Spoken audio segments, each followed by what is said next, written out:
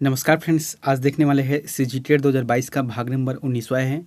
इसमें जो है पेपर 2 का सामाजिक अध्ययन को देखने वाले हैं, जो कि लगभग 60 अंकों का क्वेश्चन पूछे जाएंगे। ठीक है, 60 अंकों के क्वेश्चन बहुत ही ज़्यादा होते हैं किसी भी एग्जाम को निकालने के लिए।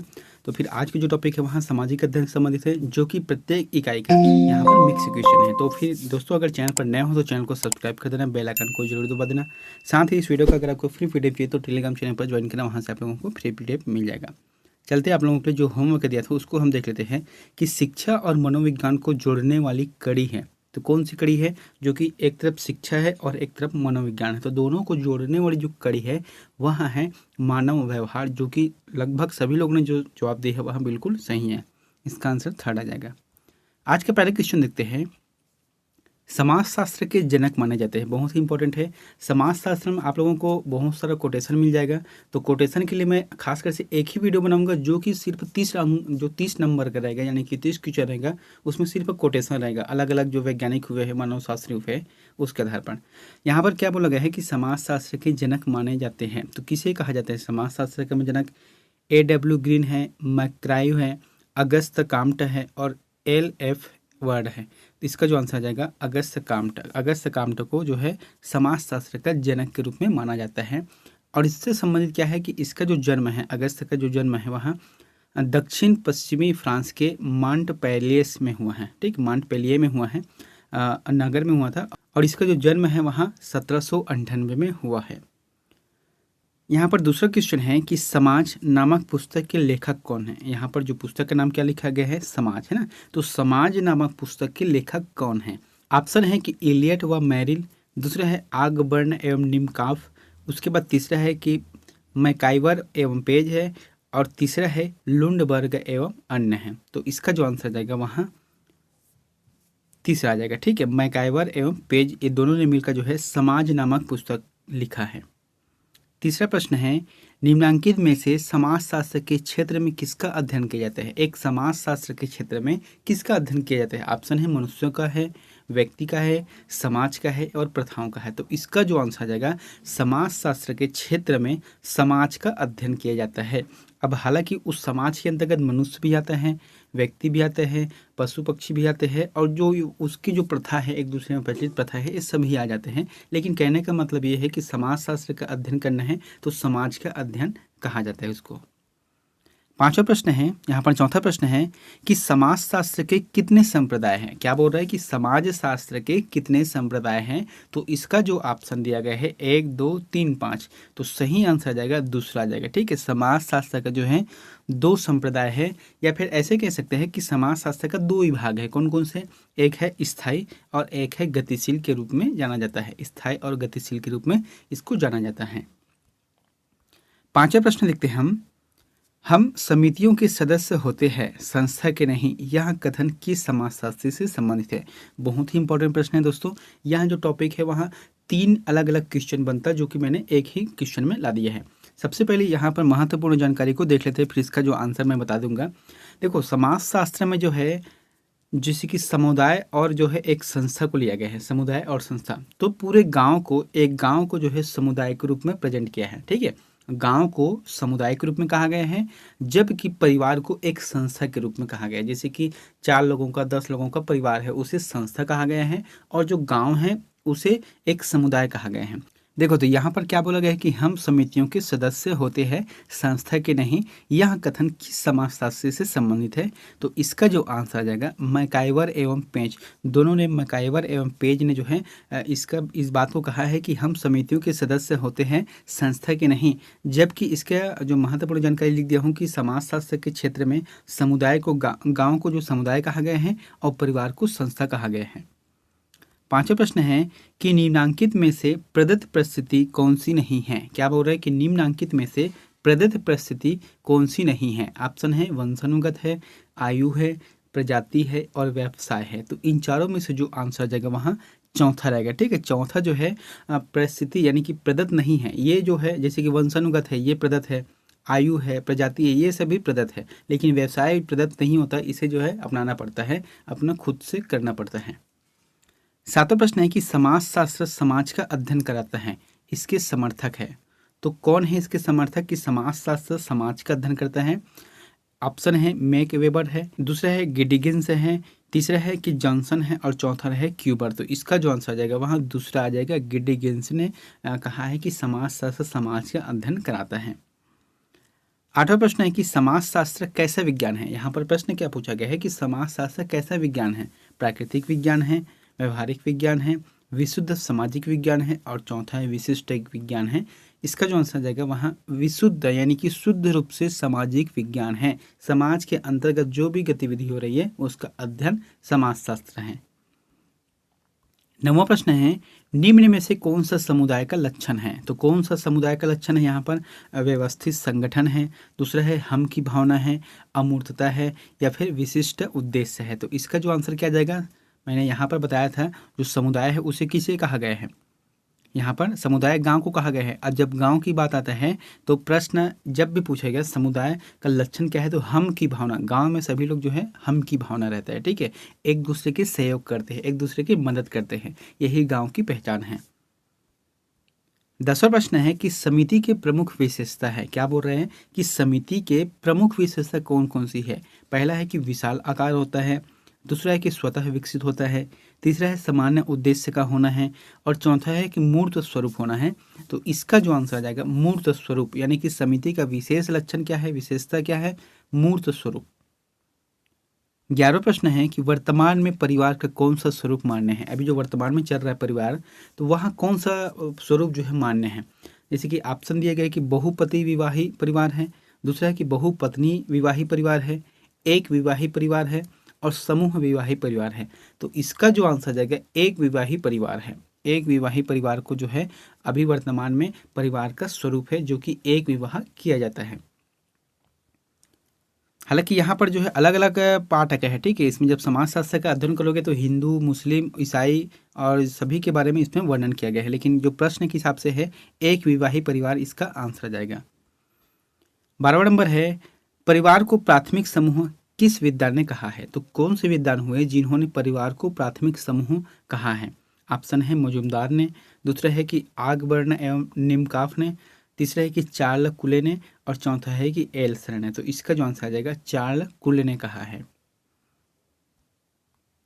13वां प्रश्न है धर्म में निम्न में से क्या नहीं करना चाहिए। तो धर्म है, ठीक है, अलग अलग धर्म है, हिंदू, मुस्लिम, सिख, ईसाई, उसमें से क्या नहीं करना चाहिए। ऑप्शन है कि अविश्वास, दूसरा है अविश्वास, तीसरा है पूजा पाठ और चौथा है आराधना। तो इसका जो आंसर आ जाएगा वहाँ अविश्वास। धर्म में कभी भी अविश्वास नहीं करना चाहिए, क्योंकि हमेशा धर्म में विश्वास करना चाहिए, उसकी पूजा पाठ करना चाहिए, उसकी आराधना करना चाहिए, ये सभी धर्मों में होता है। लेकिन प्रश्न के हिसाब से इसका जो आंसर आ जाएगा अविश्वास है, जो कि धर्म में कभी नहीं करना चाहिए। 14वां प्रश्न है कि धर्म आध्यात्मिक शक्ति पर विश्वास है, किसने कहा है। क्या बोल रहे हैं कि धर्म आध्यात्मिक शक्ति पर विश्वास है, किसने कहा है।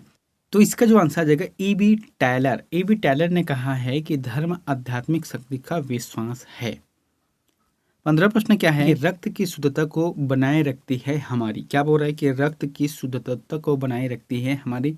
ऑप्शन दिए गए कि धार्मिक व्यवस्था है, सांस्कृतिक व्यवस्था है, जाति व्यवस्था है और सामाजिक व्यवस्था है।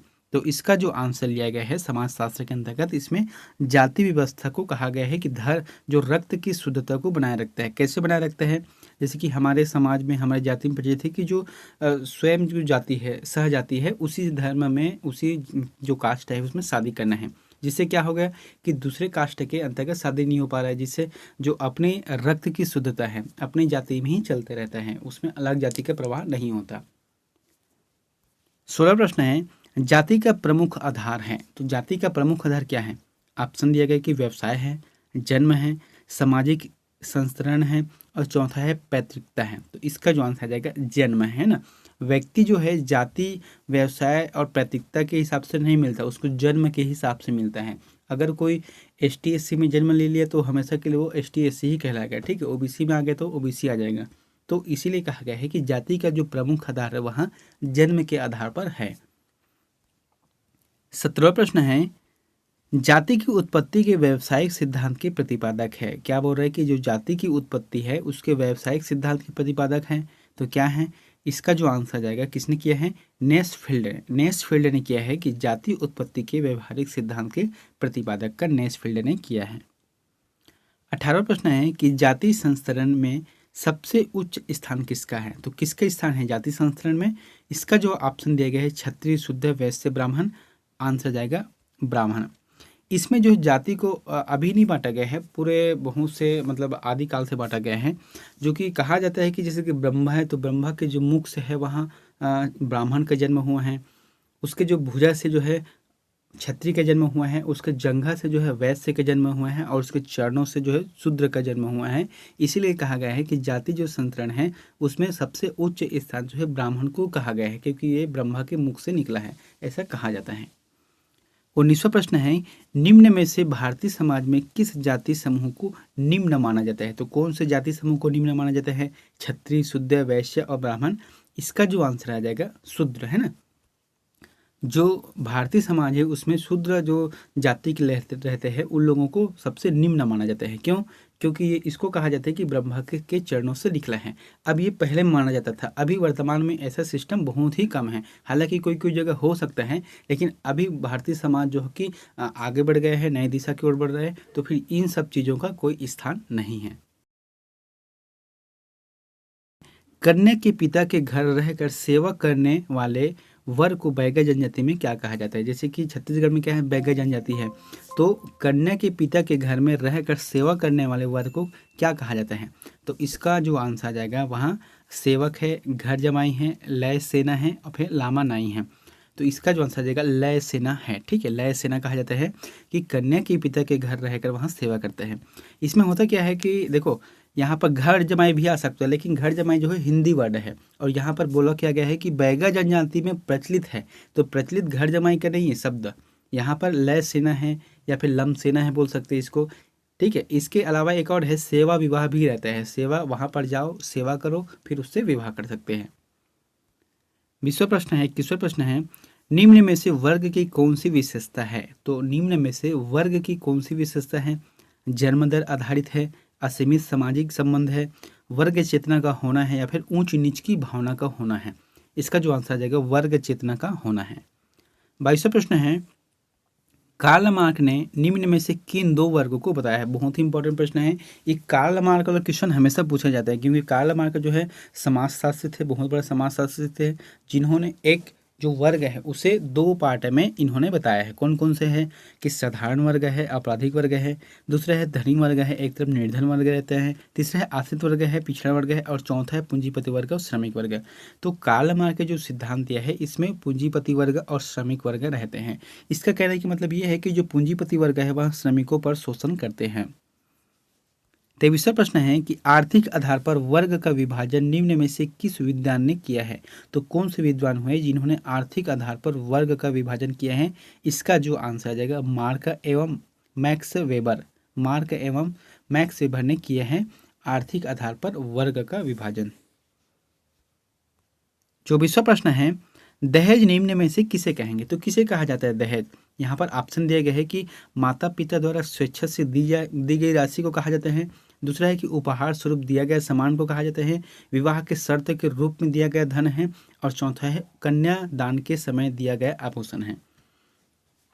इसका जो आंसर आ जाएगा वहाँ थर्ड रहेगा। ठीक है, विवाह के समय शर्त के रूप में दिया जाता है उसे धन कहा जाता है। जैसे कि देखो अभी हमारे समाज में क्या चलता है, बहुत सारे टिकावन दे देते हैं। ठीक है, तो उसे जो है दहेज नहीं कहा जाता है। हालांकि हम लोग प्रचलित भाषा में दहेज कितना दिए है ऐसे बोल सकते हैं, लेकिन दहेज का जो मायने रहता है वहाँ दहेज में नहीं आएगा, क्योंकि इसको जो है माता पिता, उसके जो सभी जो सगा संबंधी है, उसके जो रिलेटिव है, इन्होंने अपने स्वेच्छा से दिया है।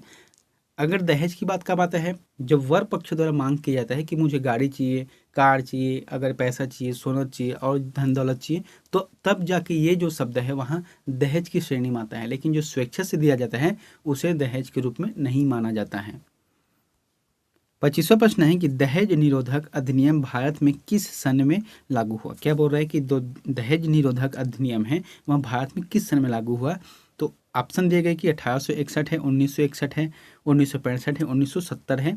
आंसर आ जाएगा 1961 में है। यानी कि इससे पहले जो है दहेज का प्रचलन बहुत ज़्यादा था, इसीलिए जो है सरकार ने इसे 1961 में इसके लिए एक अधिनियम लाया, जिसमें कहा गया है कि दहेज लेना और देना कानूनन अपराध है। उसके बाद है 26वां प्रश्न क्या है कि ईसाई विवाह में निम्न में से क्या अति आवश्यक है। जब ईसाई लोग करते हैं शादी विवाह तो उसमें जो है क्या अति आवश्यक है। ऑप्शन है कि वर वधु में से एक का ईसाई ना होना, दूसरा है कि निकट के रक्त संबंधी का ना होना, चौथा है वर या वधु में से एक की सहमति होना, और चौथा है कि विवाह के समय वधु के वस्त्रों का सफ़ेद होना। इसका जो आंसर आ जाएगा वहाँ फोर्थ रहेगा। ठीक है, ईसाई में आप लोगों ने देखा भी होगा या फिर देखा नहीं तो मूवी में जरूर देखे होंगे, जिसमें विवाह किया जाता है तो वर और वधु दोनों जो है सफ़ेद वस्त्रों में रहते हैं। उसके बाद है 27वां प्रश्न कि दलितों के मसीहा निम्न में से कौन माने जाते हैं। तो दलित जो रहते हैं या फिर दलित समाज के जो मसीहा के रूप में कौन माने जाते हैं। ऑप्शन है महात्मा गांधी जी, जिन्होंने हरिजन समाज की स्थापना की थी। ठीक है, 1932 में, इसको याद रख लेना आप लोग, जो है हो सकता है पूछ दे, 1932 में हरिजन संघ की स्थापना की थी महात्मा गांधी ने। दूसरा क्या है, बाबा साहेब अम्बेडकर है, तीसरा विनोबा भावे है, और चौथा है जगजीवन राम जो है। इसका जो आंसर आ जाएगा बाबा साहेब अम्बेडकर। बाबा साहेब अम्बेडकर को जो है दलितों का मसीहा के रूप में माना जाता है। 28वां प्रश्न है प्रथम सती प्रथा को दूर करने का प्रयास किया था। तो किसने किया था प्रथम जो है सती प्रथा को दूर करने का प्रयास। इसका जो ऑप्शन दिया गया है एनी बेसेंट, राजा राम मोहन राय, सर सैयद अहमद खां, दयानंद सरस्वती। तो इसका जो आंसर आ जाएगा वहाँ राजा राम मोहन राय ने किया है। देखो यहाँ पर क्या है, बहुत ही इंपॉर्टेंट प्रश्न बता रहा हूँ आप लोगों को। जो राजा राम मोहन राय ने 1825 में ब्रह्म समाज की स्थापना की। ठीक है, उसके बाद जो है 1828 में लॉर्ड विलियम बेंटिक, इसको याद रखना, लॉर्ड विलियम बेंटिक के साथ मिलकर इन्होंने सती प्रथा का विरोध किया था और इसके लिए एक कानून भी लाया था कि सती प्रथा करना, यानी कि सती जो, यानी कि उसके जो पति खत्म हो जाते हैं तो फिर उस स्त्री को वह चिता में, जलती चिता में बैठना पड़ता था, है ना। तो ये जो प्रथा है इसको बंद किया है। तो इसीलिए कहा गया है कि सती प्रथा को दूर करने का प्रथम प्रयास जो है राजा राम मोहन ने किया है और इसके साथ जो है लॉर्ड विलियम बेंटिक ने भी किया है, दोनों ने मिलकर किया है। 29वां प्रश्न है कि भारतीय समाज में सामाजिक स्थिरीकरण का प्रमुख आधार है। तो भारतीय समाज में जो सामाजिक स्थिरीकरण का है वहाँ प्रमुख आधार क्या है। ऑप्शन है वर्ण व्यवस्था है, धर्म है, जाति व्यवस्था है, दासता है। तो जाति व्यवस्था है इसमें स्थिरीकरण का। तीसरा प्रश्न है कि भारत में निम्न में से किस युग में महिलाओं की स्थिति उच्च थी। बहुत ही अच्छा प्रश्न है कि कौन से युग में जो महिलाओं की स्थिति उच्च थी। इसका ऑप्शन दिया गया है कि उत्तर वैदिक युग में, मध्य युग में, और वैदिक युग में, और जो है महाभारत युग में। तो इसका जो आंसर आ जाएगा वहाँ उत्तर वैदिक युग। 31वां प्रश्न है दोस्तों, यहाँ पर आप लोगों के प्रश्न है, तो इसका आंसर प्लीज़ कमेंट बॉक्स पर जाकर जरूर बताएं। और वीडियो आप लोगों को अच्छा लगा है तो प्लीज़ चैनल को सब्सक्राइब कर देना। यहाँ पर प्रश्न क्या बोला गया है कि सामाजिक मूल्य वे वस्तु है जो, क्या है यहाँ पर ऑप्शन क्या दिए गए हैं, प्रश्न को एक बार समझना है। सामाजिक मूल्य वे वस्तु है जो, ऑप्शन है हमारे लिए अर्थहीन है, दूसरा है हमारे लिए अर्थपूर्ण है, तीसरा है हमारे लिए महत्वहीन है, चौथा है हमारे लिए अनुपयोगी है। तो इसका जो आंसर है आप लोगों को पता है तो प्लीज़ कमेंट बॉक्स पर जाकर जरूर कमेंट करें। अगर नहीं भी पता तो भी कमेंट करें, क्योंकि आप लोगों को कमेंट करना है। ठीक है, और दोस्तों वीडियो अच्छा लगा तो हमारे चैनल को सब्सक्राइब कर देना। और यहाँ जो टॉपिक है सामाजिक अध्ययन का पेपर 2 का है, 60 अंकों का, जो बहुत महत्वपूर्ण है। ठीक है, मिलते हैं नेक्स्ट वीडियो में एक नई जानकारी के साथ। Thank you.